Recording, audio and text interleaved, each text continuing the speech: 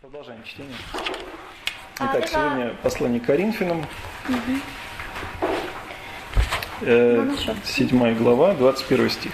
Вот, значит, здесь речь идет в этой главе, как мы напоминаю, о благоустроении христианской жизни, и конкретно здесь идет вопрос, апостол Павел начинает отвечать на вопрос о браке и о безбрачии.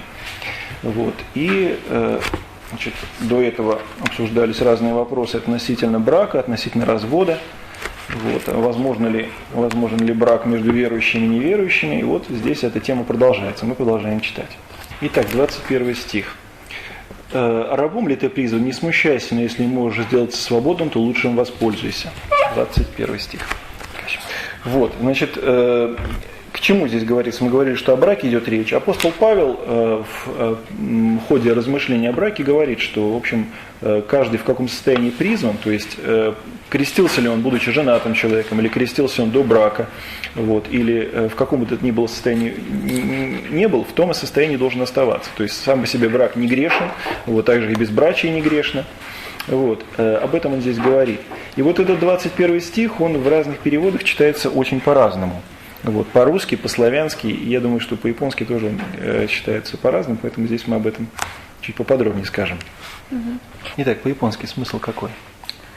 Знаете, кстати, разный смысл. Вот, какой смысл по-японски? Освободись? Значит, по-японски нет. Если нет, тогда, если ты когда был призван как раб, то нечего смущаться, и даже если ты можешь стать свободным, то лучше остаться рабом. Вот так можно понять. Да, то есть, значит, там не говорит, что лучше остаться рабом, но понять можно так. Да, значит, в разных переводах этот стих читается по-разному. Вот в русском я не поняла. В русском лучше воспользуйся. Вот, лучше это что? Вот что лучше, тут тоже вопрос. Значит, в некоторых протестантских переводах речь идет о том, что освободись. Вот. По-славянски больше поработи себе, то есть поработи себя еще сильнее. Если ты раб, то если аще можешь свободен быть, и больше поработи себе. Вот. По-русски стань еще большим рабом. Вот. В русском нейтральный смысл, лучшим воспользуйся. Что под лучшим подразумевается, рабство или свобода, непонятно. Вот. То есть здесь как бы вопрос идет о конфессиональной разнице переводов. То есть каждая как бы группа христиан вот этот стих по-разному понимает. То есть некоторые считают, что свобода – это благо. Вот. В русском, поскольку это новый перевод, достаточно уже в 19 веке возникший, тут непонятно какой смысл. Вроде как и от старого отказаться нельзя, но и новый слишком уж вот принимать не хочется. А вот в славянском и в греческом тексте вот, говорится о большем порабощении себя. Неужели рабство – это благо? Сейчас об этом поговорим. Вот. Однако, все-таки мы должны, наверное, принять то чтение, которое есть в греческом тексте вот, и в славянском. Почему? Потому что, как святые отцы объясняют, это скорее соответствует мысли апостола Павла. Потому что главный смысл этого отрывка в чем? Что никакое состояние само по себе не благо и не вред. То есть женат ли ты – это не благо и не вред. Вот, безбрачен – это не благо и не вред. Также и здесь, раб ли ты или свободный, само по себе состояние рабства или состояние свободы не является благом. Вот, поэтому, если ты раб, то тем более служи. Вот, то есть, само по себе рабство не причиняет вреда. Дальше, в следующем стихе, апостол Павел объясняет, о чем конкретно идет речь. Итак, 22 стих. «Ибо раб, призванный в Господе, есть свободный Господь, равный и призванный свободным есть раб Христов». 22 стих. Вот. Итак, апостол Павел объясняет смысл свободы. Настоящая свобода, свобода во Христе, это свобода от рабства греху, миру и дьяволу. Вот такой человек свободен. Греху, миру и дьяволу. То есть обычаям этого мира вот, и дьяволу. Вот. Это свобода во Христе. Вот. Поэтому, если и господин, и раб оба христиане, вот, то в отношении Христу и тот, и другой равны. Вот. Как господин раб Христов, так и раб этого господин также раб Христов. То есть они равны перед Христом. 23 стих. «Вы куплены дорогой ценой, не делайтесь рабами человеков». Вот. Очевидно из контекста, что апостол Павел здесь не призывает к восстанию рабов против господ. Не делайтесь рабами человеков. Здесь речь идет, конечно, не о том, чтобы не будьте рабами. Вот, потому что это состояние длилось достаточно долго, и нигде апостол Павел не говорит против, так сказать, не призывает к свержению тех порядков, которые существовали в древнем мире. Вот поэтому, конечно, мы должны это понимать как-то иначе. Каким образом? Не будьте рабами человеком, то есть не человекугодничайте. Вот, в таком смысле здесь идет речь. То есть человекоугодие через То есть, если что-то вы не угождаете, и если как бы человекоугодие, это как бы потакание в любом случае каким-то человеческим слабостям. То есть мы знаем, что это зло, вот, мы знаем, что это грех, но тем не менее молчим, потому что этот человек выше нас, сильнее нас. То есть это лицемерие, это разновидность лицемерия. Вот, это один из смыслов. Сейчас еще скажу кое о чем. Вот, и второй смысл – не будьте рабами человеком, то есть не будьте рабами человеческих мнений, желаний наперекор воле Господа. Здесь Иоанн Златоуст рассуждает о пределах, вообще о состоянии рабства. Вот, и приводит замечательный пример из Ветхого Завета, историю праведного Иосифа. Вот, мы с вами хорошо знаем, что Иосиф был продан в рабство, был рабом египтян, там благодаря своим талантам и по воле Божией стал в конце концов ближайшим советником фараона. Вот. И одно из искушений, которое его постигло, когда он был простым рабом в доме своей госпожи, вот, госпожа понуждала его к прелюбодеянию. Вот. Иосиф отказался, убежал от госпожи, за что пострадал. Он заключил его в тюрьму. В общем, эту всю историю мы знаем. Так вот, Иоанн Златоуст говорит так. Иосиф был рабом, но не рабствовал людям. Потому и в рабстве был свободнее всех свободных, ибо не покорился госпоже. Госпожа же, напротив, хотя была свободна, но оказалась ниже всякого раба, и не могла склонить его свободного к тому, чего он не хотел. Подлинно он был не рабом, но в высшей степени свободным. Так что вот рассуждение о рабстве Иоанна Златоуста. А госпожа, она кто была? Она была египтянка. Госпожа. То есть он был продан в их дом. И пока мужа не было, вот госпожа, Иосиф молодой, красивый. Вот, ну и скажите, что хочет почитать 39 глава книги Бытия. Вот. И Иоанн Златоуст говорит, что есть пределы рабства, которые как бы Богом положены. Вот. Есть законы, до которых может простираться повиновение, и которые приступать не должно. Вот. Какие именно? Когда господин, как пишет он, не требует ничего противного воле Божией, тогда должно повиноваться ему и покоряться. Вот. А простираться далее не должно. Так раб делается свободным. Если же ты простираешься далее, то делаешься рабом, хотя и свободен. То есть, если ты подчиняешься повелениям Господ, которые противны воле Божией, вот, то ты тем самым приступаешь к закону Божию, даже если ты формально не раб, а свободен. Вот. Но здесь речь может идти вообще о подчинении, скажем, каким-то государственным установлениям, которые явно противны воле Божией. Понятно, что эти слова апостола Павла имели отношение не только к тем временам, они к нашим временам имеют отношение. То есть в том или ином смысле все мы подчиняемся каким-то внешним законам. Но вот до какой степени можно подчиняться этим внешним законам? Пока нас не принуждают идти против воли Божией. Нужно подчиняться. Если понуждают идти дальше, вот, против воли Божией, то подчиняться не должно. Вот это, так что эти слова апостола Павла, они и на этот вопрос отвечают, в какой степени государству нужно повиноваться. В каком звании кто призван, братья, в том каждый оставайся пред Богом. 24 стих. Вот. Итак, как мы помним, третий раз это апостол Павел уже повторяет в этом отрывке. И вот для чего в этот раз он говорит? Ну, как раз по той причине, что у некоторых могло появиться непонимание, не будьте рабами человеком. В каком смысле? То есть от Господ, что ли, бежать? Нет. Конечно же, не это внушает апостол Павел. Таким образом, в этом отрывке он как бы две опасности устраняет. Первое, чтобы под предлогом угождения Богу никто от Господ не бегал, это первое. А во втором, чтобы и от Бога не отступали, покоряясь господам больше, чем должно. То есть, если господа призывают к чему-то богопротивному, то этому подчиняться не надо. Относительно девства я не имею повеления Господня, даю совет, как получивший от Господа милость, быть ему верным. 25 стих. Значит, с этого стиха до конца главы 7 начинается речь о безбрачии. Значит, относительно девства, здесь в греческом буквально сказано о девах. Вот. Но здесь, конечно, речь идет не только о женщинах, но и о мужчинах. То есть и девственника, и девственницу это обозначает. Так вот, апостол Павел говорит, что относительно этого состояния прямого повеления, то есть личного откровения или текста в Священном Писании, в Евангелии, апостол Павел не находит. Вот, то есть, поэтому то, о чем он здесь будет говорить, это его совет, а не закон. То есть, тут нужно поступать будет по совету. То есть, это не прямое повеление Господне. Вот, тем не менее, он здесь отмечает, что хотя это лишь совет, но вот во второй половине стиха говорит: «Я, как получивший от Господа милость быть ему верным». Что это означает? Что означает милость быть верным? То есть я получил от Господа благодать быть верным истолкователем Его воли, быть верным Господу. Поэтому то, что я даю как совет, хоть этого и нет прямого текста в Евангелии, однако это тоже не чуждо намерением Божиим. Вот, то есть это не просто как бы человеческий совет, которым можно пользоваться, не пользоваться. Вот. А тем не менее, если дает его апостол Павел, то он скромно о себе говорит, что хотя я и не имею прямого повеления, однако и через меня действует Святой Дух. Такой смысл. Вот, поэтому, безусловно, это не закон, вот, но все-таки это не такой совет, которым можно пренебречь. То есть к нему следует прислушаться. По настоящей нужде за лучшее признаю, что хорошо человеку оставаться так. 26 стих.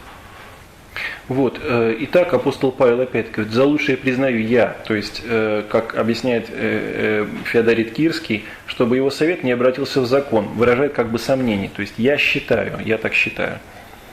То есть он не говорит, что прямо Господь повелевает, но вот такое мнение. То есть он считает, что хорошо человеку оставаться безбрачным. Вот почему сейчас тут говорит по настоящей нужде. О какой нужде он здесь говорит сейчас? Поподробнее. Итак, здесь толкователи делятся на две группы. Значит, здесь по настоящей нужде, во-первых, имеется в виду тесные обстоятельства брака, то есть трудные обстоятельства семейной жизни. Вот. Еще, знаете, в японском языке да. как бы совсем не так. Говорит, написано, что поскольку к нам сейчас у нас надвигается кризис, то есть сейчас надвигается кризис, или как бы мы сейчас находимся, мы сейчас находимся в такой предкризисной ситуации. Вот это второе толкование, да, здесь тоже. Давайте по святителю Николаю прочитаем, там, наверное, проще будет. Ага. Вот, значит, ну вот, наверное, да, то есть здесь поэтому слово это может быть истолковано в двух вариантах. Значит, первое что там? Первое это обстоятельства семейной жизни, то есть трудности семейной жизни. То есть апостол Павел считает, что это, либо он считает так, да, что это вот такие тяжелые обстоятельства не только семейной жизни, но вообще и мирской жизни. То есть жизнь в миру вот, такая тяжелая, сопряженная с разного рода неприятностями. Это первая точка зрения. Вот. Значит, как это блаженный Феофилакт, например, к этой группе относится, он говорит, хорошо и очень хорошо человеку воздержаться от брака, но не потому, чтобы брак был нечист, а по причине трудностей и прискорбности брачного состояния. Это первое толкование. Вот вторая группа, которая относится, например, к блаженной Фотий, говорит так, что здесь как раз имеется в виду, что некое гонение грядет на Коринфскую церковь. То есть оно еще не наступило, но нечто надвигается. Поэтому, когда это гонение возникнет, то людям, которые не женаты, будет гораздо проще. Вот как говорит, например, Фотий. Девство хорошее очень и само по себе хорошее по причине готовых настать искушений. Одинокому не так трудно их переносить, как связанным женой и детьми.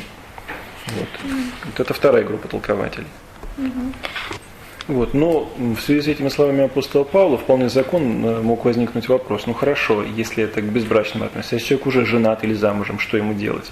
Вот на этот вопрос отвечает следующий, 27 стих. «Соединил ты с женой, не ищи развода, остался ли без жены, не ищи жены». Вот. То есть, опять-таки, апостол Павел подтверждает, хоть он говорит, что неженатым легче переносить гонения, но тем не менее это не причина для развода. Вот, поэтому, опять-таки, та же мысль, которую неоднократно раньше повторял, что само по себе состояние не вредит, ни брак, ни женатое состояние не вредит. Поэтому он здесь говорит, повторяет то же самое. То есть, в каком состоянии ты находишься, в таком и находись, само по себе оно не вредно. Впрочем, если и женишься, не согрешишь, и если девица выйдет замуж, не согрешит, но таковые будут иметь скорбь по плоти, а мне вас жаль. 28 стих. Вот опять-таки апостол Павел подчеркивает, что в браке нет никакого греха, поэтому он не выступает против брака как некого чего-то грешного.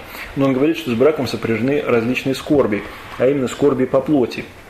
Вот Феофилакт, блаженный Феофилакт объясняет, что под печалью или скорбью по плоти подразумевается забота и попечение, неизбежные в брачном состоянии. Вот. Ну, самое ближайшее, что может быть по плоти близко, это, например, болезни родов, вот, то есть связанные с родами и с прочими состояниями. Вот апостол Павел говорит, что мне вас жаль, то есть, как святые отцы объясняют, ну, женщина рожает, это не совсем физически комфортное состояние, я думаю. Вот. Об этом здесь говорится, то есть вот скорби плоти, то есть именно это выражение апостол Павел использовал, то есть святые отцы объясняют, что он как как отец выражает свое мнение, вот что мне вас жаль, то есть я хотел бы, чтобы вы были беспечальными. Вот. Ну, конечно, не только о родах идет речь, вообще обо всем, о всех заботах, о воспитании детей, о строительстве дома и так далее и тому подобное. Вот все это человек очень сильно связывает, и апостол Павел говорит, что хотя сам по себе брак не грех, но тем не менее слишком много попечений с ним связано.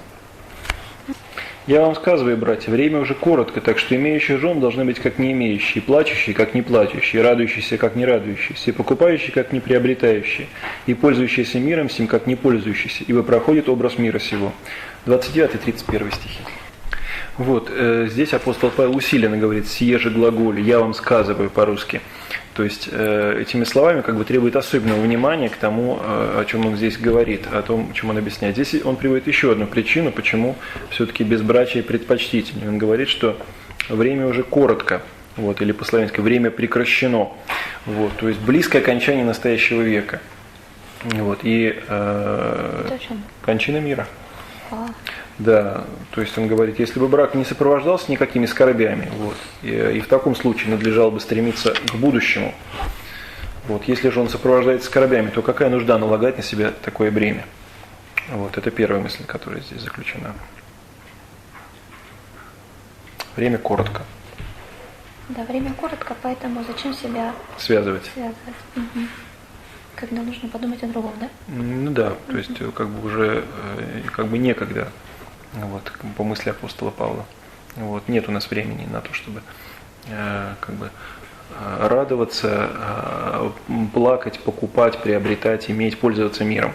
Вот, во всем этом мы живем, то есть чтобы мы должны как бы безусловно, без этого нельзя, но при этом наша мысль должна быть направлена совсем к другому. Образ мира приходит. Эту мысль сейчас еще чуть подробнее. Да. Вот. И надо сказать, что эти мысли, которые апостол Павел здесь высказывает, они вполне согласны с словами Христа. Давайте прочитаем два параллельных места, это станет более понятным. Вот. Итак, Евангелие от Матфея, 24 глава, 42-44 стихи. «Итак, бодрствуйте, потому что не знаете, в который час Господь ваш приидет. Но это вы знаете, что если бы ведал хозяин дома, в какую стражу придет вор, то бодрствовал бы и не дал бы подкопать дома своего. Потому и вы будьте готовы, ибо в который час не думайте, придет Сын Человеческий». Вот. И еще одно место от Марка, 13 глава, 33-36 стихи. «Смотрите, бодрствуйте, молитесь, ибо не знаете, когда наступит это время. Подобно как бы кто, отходя в путь и оставляя дом свой, дал слугам своим власти каждому свое дело и приказал привратнику бодрствовать.